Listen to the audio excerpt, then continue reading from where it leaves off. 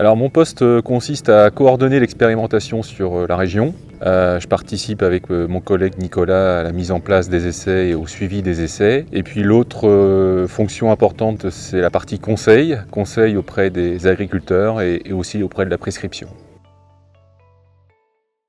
Alors dans le cadre du PNRI, je participe aux échanges pour l'élaboration des protocoles. Dans un premier temps, quand on a mis en place le PNRI, il fallait trouver des agriculteurs pour recevoir nos essais. Tous les ans, on assure la mise en place, le suivi des essais en fonction des protocoles qui nous sont proposés.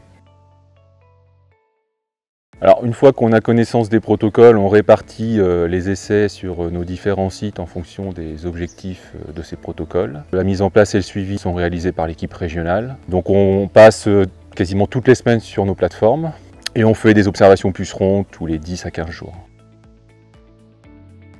C'est important parce qu'auparavant, on avait une solution 100% efficace, enfin quasiment 100% efficace qu'on a pu aujourd'hui. Dans tout ce qu'on a testé dans le PNRI depuis 2021, on n'a pas un levier qui nous permette d'arriver à ce niveau d'efficacité.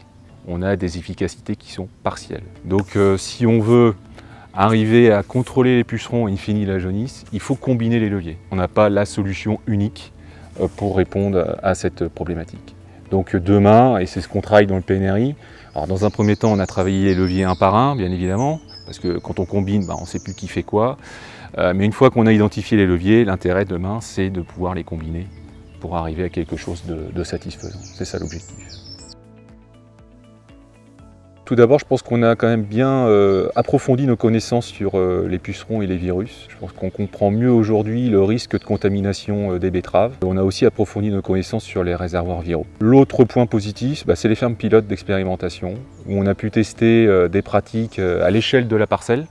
Et ça, c'était indispensable pour voir l'efficacité de ces pratiques sur la jaunisse. Et puis l'intérêt aussi des fermes pilotes d'expérimentation, c'est qu'on intègre l'agriculteur dans la démarche, parce qu'il participe à l'expérimentation et c'est aussi intéressant d'avoir son retour. Il faut qu'on améliore nos outils de prédiction qui aujourd'hui pour moi ne sont pas suffisamment précis. Alors il est clair que modéliser une infestation de pucerons c'est compliqué, donc il faut laisser un peu de temps aussi pour améliorer nos outils de prédiction et je pense qu'on arrivera à les améliorer dans les années à venir. Si je prends l'exemple des plans de campagne, on voit leur intérêt, mais elles ont surtout un intérêt les années à risque. Voilà, on n'en a pas forcément besoin tous les ans.